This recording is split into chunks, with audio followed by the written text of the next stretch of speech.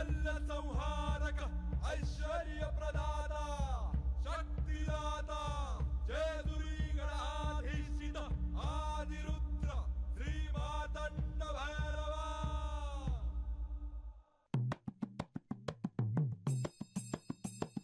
जय देव जय देव जय देव जय देव जय देव जय शिव मातंडा।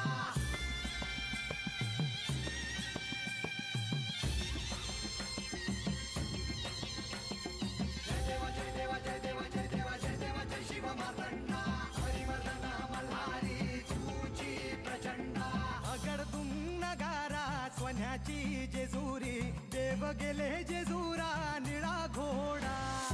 अगडतुम नगारा सोन्याची जेजुरी देव गेले जेजुरा निळा घोडा। पाव में तोडा कमरी कर पटा मिहिर मस्तकी तुरा। खोबऱ्याचा कुटका भंडाऱ्याचा भडका बोल हंकरा सदानंदाचा येळकोट। सदानंदाचा येळकोट।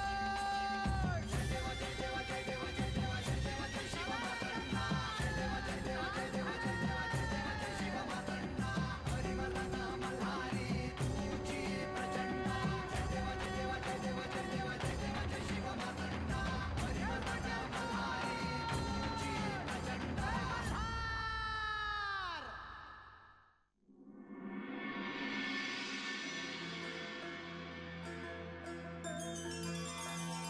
देवा, कुणालाही काहीच कळले नाही, तरी तुम्ही जेजुरी गडावर आलात हे उत्तमच झाले।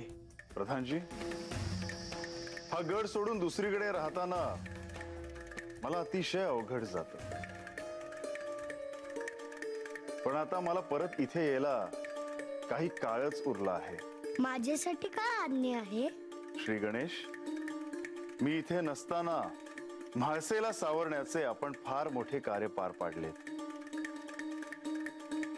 आता तुम्हाला कैलासात जावे लागेल, कारण कैलासात मीही नाही आणि तुमची माताही नाही। तेव्हा आता कैलासाचे दायित्व तुम्हाला सांभाळावे लागेल। जशी आपली आज्ञा। देवा, यथावकाश आपण पुन्हा इथे यावे। नंदी, नंदी,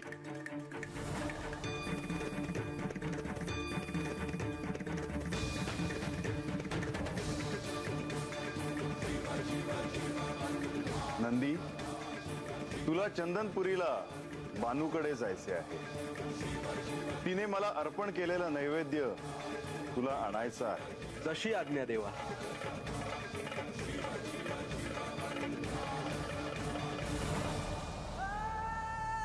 आमची प्रस्थानाची वेळ झाली।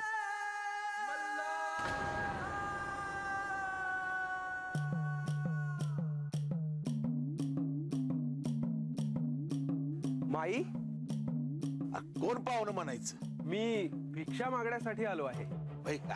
हे म्हणजे ते माई, मला जेवण नको आहे, मला हे लाडू हवे आहेत।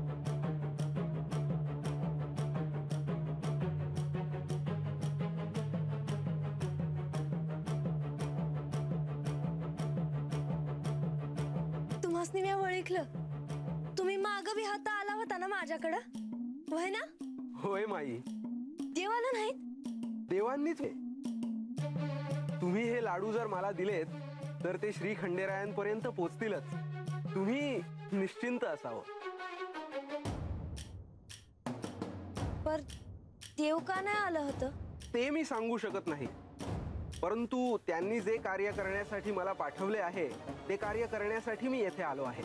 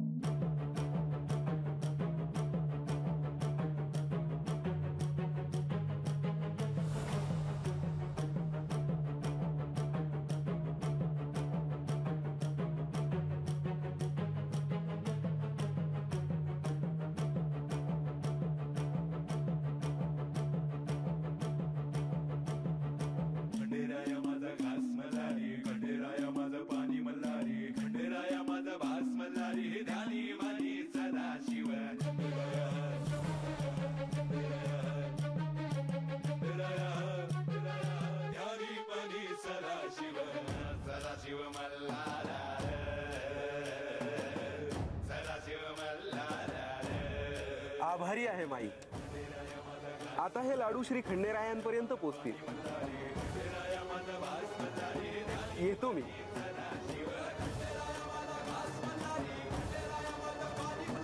चमत्कारच म्हणायचा ना ग यो. होय, पर देव का आले नसत्या?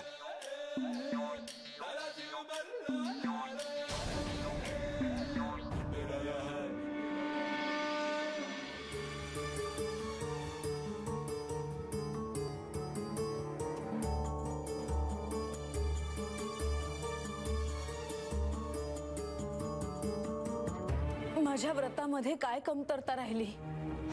मी थकले आहे हो. दिवसभर केलेल्या व्रतामुळे नाही, तर तुमची वाट बघून. का नाही आलात तुम्ही? म्हाळसा,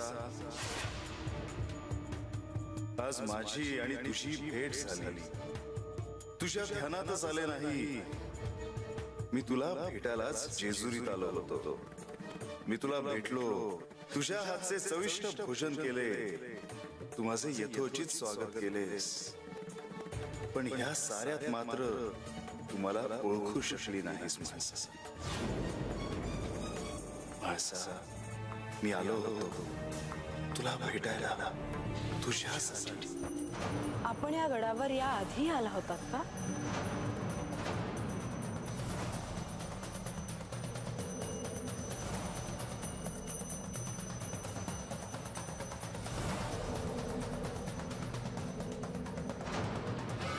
हो, खरंच तुम्ही आला होतात. त्या ऋषींना पाहिल्यावर मला असं वाटलंही की मला तुमचा भास का होतो आहे. पण तुम्ही मला का नाही सांगितलं की तुम्ही आला आहात म्हणून?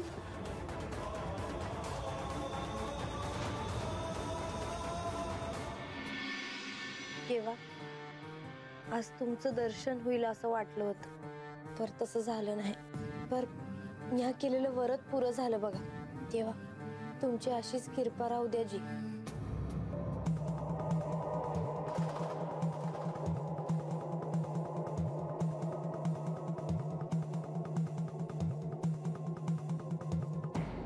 बानुबाई, म्हातार बाबा, अरे होतास कुठं तू दिसभर? म्या होय, म्या तर हातच तर होतो. हात हात कुठं? या झाडाखाली. हाव तर म्हणत तसं. अरे देवानं कुणाला तरी धाडलं होतं म्या केलेलं लाडू नेण्यासाठी. होय का? अरे मला तर वाटलं होतं प्रत्यक्ष देवच येत्या, पर तसं नाही झालं. पर म्या केलेलं वरत पुरं झालं ह्याचा आनंद आहे बघ मला.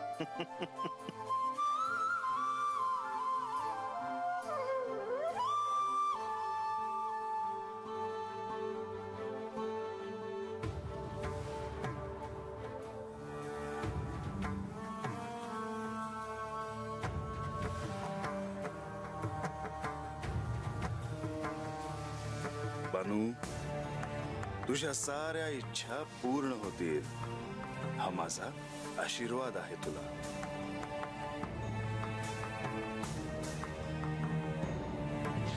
बानुबाई, काय झालं? काय नाही.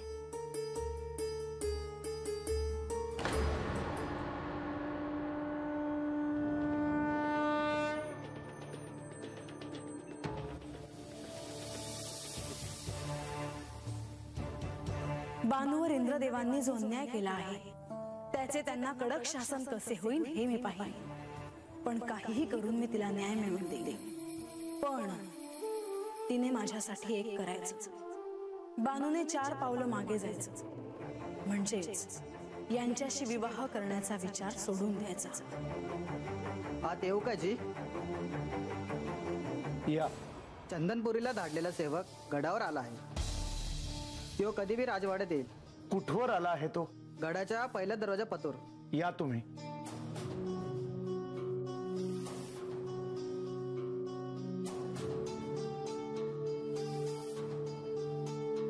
म्हाळसा देवींचा संदेश घेऊन जो सेवक बाणाईकडे गेला होता तो श्री म्हाळसा देवींना थेट भेटला तर गोंधळ होईल. श्री म्हाळसा देवी आणि त्याची गाठ पडता कामा नाहीये.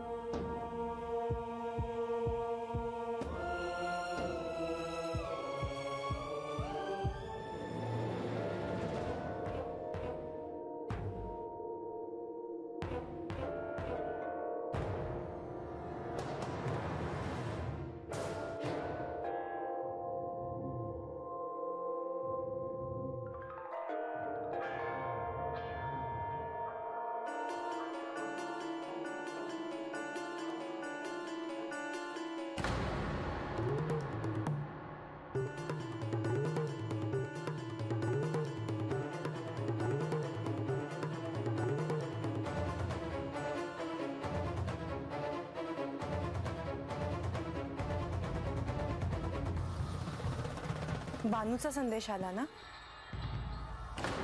हो. काय उत्तर पाठवले आहे बानूने? तुम्ही जे म्हणत होतात तसेच घडले.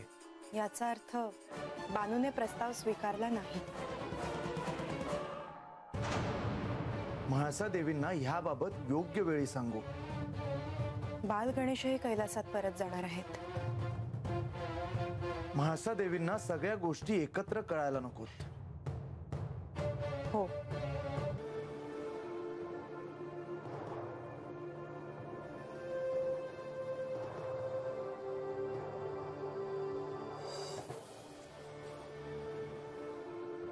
बानूबाई, अहो काय झालं? अहो कुठे हरवलायसा तुम्ही? अरे आता या भाला किती वेळा सांगायचं का तुझं वय झालं हाय म्हणून.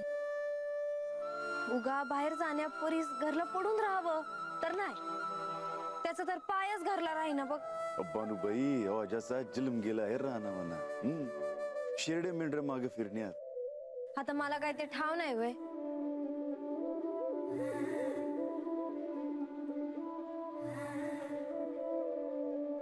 म्हणून मी त्याला काय बी बोलत नाही, पण त्याला बी कळाय ना ग वय. अरे वय झाल्यावर झेपल तेवढंच करावं माणसानं. पर लय जीव आहे बघा आजच तुमच्यावर. आता पोटची पोरगी नसली तरी. म्हातार बाबा, तो इसे काढू नकस. तो इसे निघाला का माझा राग राग होतो. बानूबाई, तुमच्या बावर तुमचा लय जीव आहे हे समजसनी ठाव आहे. पर तुमसनी तुमची माया आठवते का हो? माय मायची आठवण यायला मायला एक डाव बघावं तरी लागतं म्हातार बाबा. ह्या माझ्या मायला कधी बी नाही बघितलं बघ. बानूबाई, राग येणं नसल तरी विचारू का? नाही म्हणजे इंद्रदेवाने तुम्हाला मारण्यासाठी रान सोडून दिलं, तेव्हा तुमच्या मायाला काय वाटलं असेल व?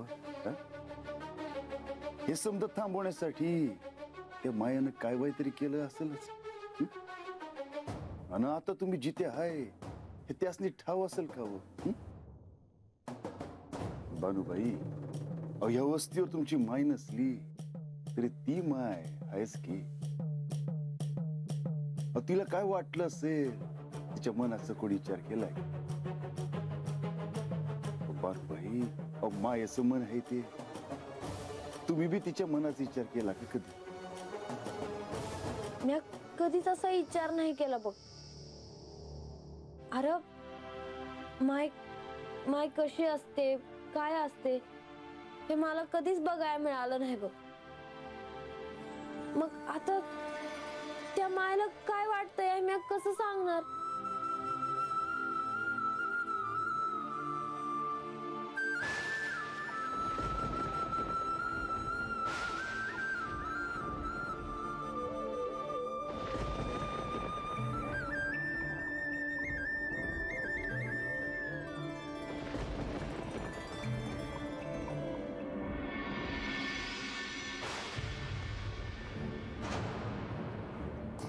जगाला असं वाटत असेल देवेंद्रांची पत्नी आहे, स्वर्गलोकी वास्तव्य आहे, किती सुखात असेल सची. पण माझे दुःख मलाच ठाऊक. शची,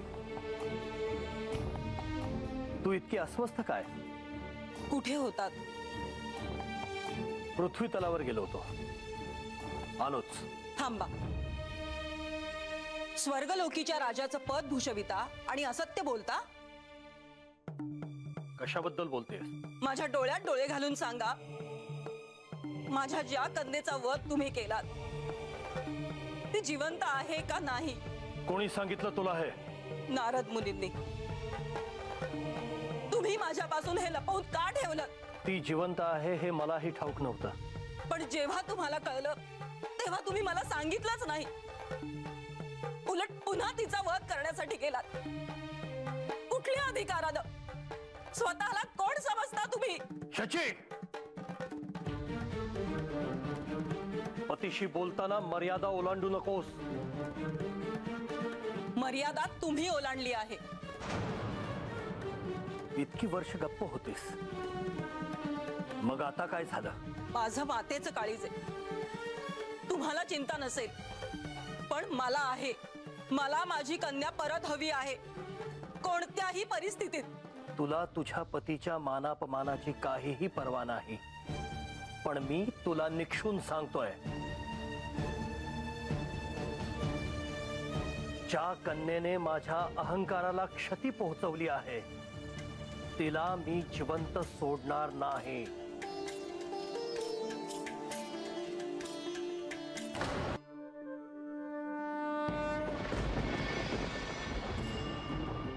माय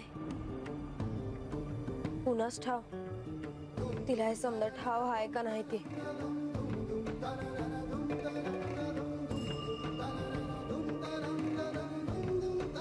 म्हातार बाबा, अरे कसं सांगू तुला मला काय वाटतं आहे ते. ज्या बाला जलमभर बा म्हणून ओळखत होते तोच माझा बा नाही हे मला समजलं. आणि माझ्या पायाखालची जमीनच सरकल्यागत झालं होतं बघ. मला तर काय बी सुधरना. पर देवानं मला वाट डावली. मी भानावर आली. अनार मारणाऱ्या परीस जगवणारा कधी बी मोठा असतो र. ज्या बानं मला जगवलं त्या बाला मी कशा पाय त्रास देऊ? अन त्या मायाला तिला तरस होत नसेल बाई. अरे असली कसली माय म्हणायची ती जी आपल्या पोटच्या पोरीला मरण्यासाठी सोडून द्यायला तयार झाली. आणि तिचा विचार म्या तरी कशा पाय करू? बानूबाई, समद जग पाहिले बघा म्या. पर ह्यात तुमच्या मायची काय चूक असेल असं मला नाही वाटत बघा. असल बी नाहीतर नसल बी, पण मला तिचा विचार करायचा नाही.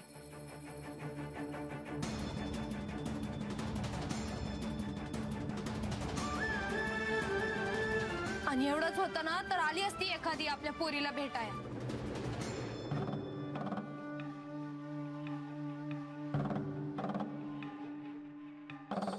आणि खरंच आली तर वळखाल तिला. बानूबाई, उद्याच्याला तू मस्ती हुडकत या वस्तीवर आली तर भेटाल त्या मायाला.